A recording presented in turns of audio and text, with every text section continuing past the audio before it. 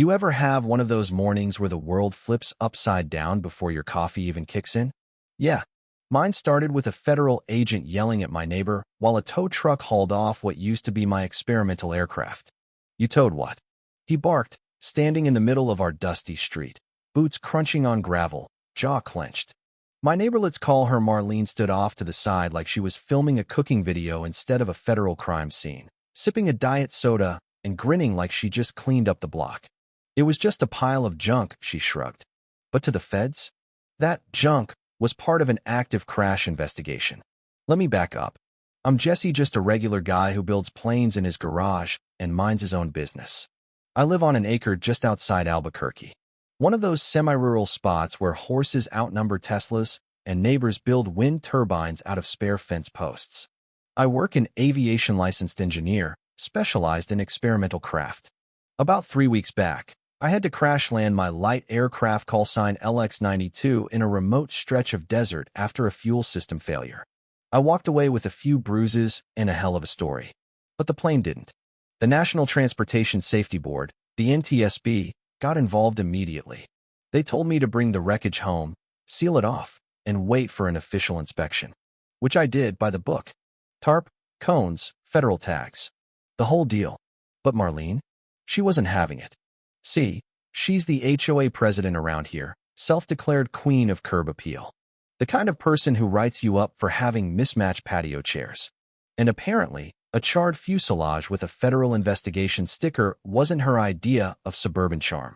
First day the wreck was in my driveway. She strutted across my lawn in heels like she was on a mission from God, pointed at the tarp, and told me to remove that aircraft cosplay project by sunrise. I tried to stay polite. Showed her the paperwork, the NTSB seal, everything. She scoffed, said I could have printed it at Kinko's, then accused me of staging a terror plot in my backyard. At first I thought, okay, maybe she's just rattled, but not as was her revving up. The next day, I get a violation notice, unauthorized structure, $500 fine per day. Not a single word about planes or federal tags. I forwarded it to my NTSB contact, who replied in all caps, "Do not move the aircraft." I printed that out and handed it to Marlene personally the next time she stormed up my porch. She ripped it in half and muttered, "Nice try." Within days, she was walking her poodle past my house 6 times a day just to glare. Notes started showing up in my mailbox signed by the Neighborhood Aesthetics Committee, which, to be clear, doesn't exist. Word got around she was trying to get me kicked out of the community altogether. Greg, the guy across the street, warned me. She said she was calling a tow truck. I told her that was federal property. She said, "Let's see if the tow guy agrees." That night, I barely slept. Gut feeling. Around 7:15 a.m., the screech of chains and a tow truck engine yanked me out of bed. I ran outside barefoot, coffee spilling just in time to see the fuselage getting yanked onto the truck bed. I yelled. The driver shrugged. HOA ordered it. I pointed to the tags, the cones, the giant "Do Not Move" sign. He didn't even blink. Meanwhile, Marlene was live streaming from her porch. "Neighborhood cleanup in progress," she chirped, as if she wasn't actively committing a felony on camera. By the time I called the NTSB, the plane was already down the road. I gave them everything: plate number, tow company, direction. Then came the question that sent ice through my spine. Did anyone remove the black box? I froze. The flight recorder was still inside. Within 30 minutes, 2 unmarked SUVs rolled up. One agent sprinted straight toward Marlene's place. She greeted them like she was hosting brunch. But it didn't take long for her smirk to fade. "Ma'am," the agent said, "you just interfered with a federally protected crash investigation." She blinked. "Wait. Seriously?" "Oh yeah. Dead serious. Turns out the tow company, some sketchy outfit called Metro Hall, didn't check anything. They dumped the plane at a local scrapyard. No paperwork, no questions. The cockpit had been pried open. Black box. Gone." The NTSB scrambled a team, tracked the truck, sealed the yard, launched a full-blown investigation. Marlene? She was still in denial, pacing around in her slippers with a folder full of HOA bylaws, waving them like they were legal shields. "That thing wasn't even a real plane," she told the agents. "No wings, no paint, just duct tape and metal scraps." Agent Blevins, a stone-faced woman with zero tolerance for nonsense, looked her dead in the eyes and said, "Tampering with an NTSB tag is like pulling police tape off a crime scene. And you filmed it." For the first time, Marlene shut up. Sort of. She started deflecting, blaming me, calling it a witch hunt. "If Jesse hadn't parked that wreck in our neighborhood, none of this would have happened," she yelled. I replied, calm as I could, "If you hadn't towed it, we'd still have the flight recorder." Meanwhile, back at the yard, the agents got a lead. The recorder had been yanked, but thanks to some camera footage and GPS data, they tracked it to a storage unit tied to one of the tow company's clients. The unit was locked, but a warrant changed that. Inside, still in its casing, was the black box. That little piece of tech-held data that changed everything. Engine output spikes.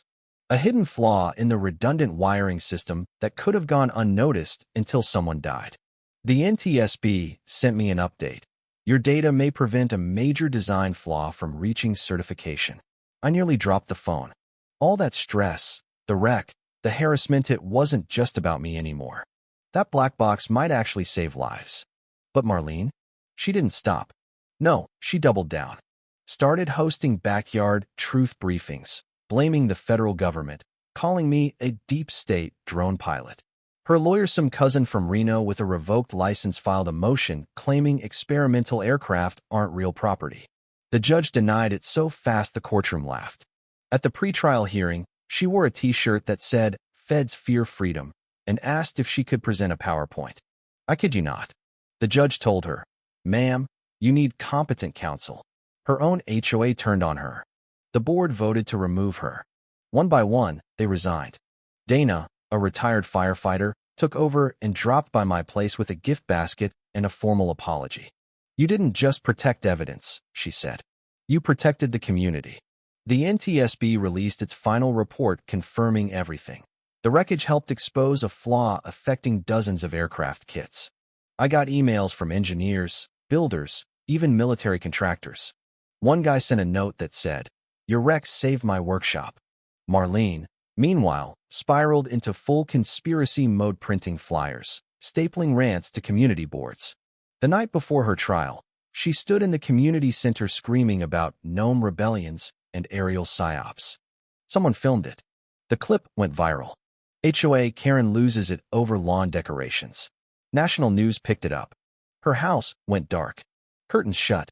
Porch lights off. The same place she ruled like a kingdom was now just empty. Trial day came. The courtroom was packed. She showed up in a fire engine red suit, binder in hand, looking like she was about to pitch Shark Tank. The prosecution dropped the hammer. Illegal towing, tampering with evidence, obstruction, documented lies, and the recovered black box. The jury didn't even flinch. Guilty on all counts. Her sentence? 9 months probation. 200 hours of community service. $50,000 in federal fines. Banned from holding any HOA position for 5 years. She blinked and asked, "Does this mean I can't run for president again?" The judge didn't even answer. Just banged the gavel. That was the day it all ended. She vanished soon after. House sold. Curtains stayed closed. HOA rules got tossed. Wind chimes returned. Kids chalked the sidewalks again.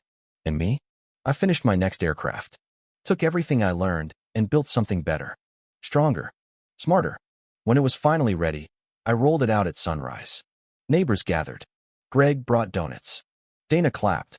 The engine purred, and I took off low and steady banked east. As the sun lit up the rooftops, I looked down at the house that once loomed like a threat. It was just another home now, stripped of fear, ready to be something new. Funny how wreckage teaches you what really matters. Now let me ask you something. Have you ever had to stand your ground when no one believed you? Ever faced someone who thought power made them untouchable? Drop your story in the comments, because sometimes justice doesn't come with a badge. It comes with staying the course. And yeah, maybe a flight recorder helps too.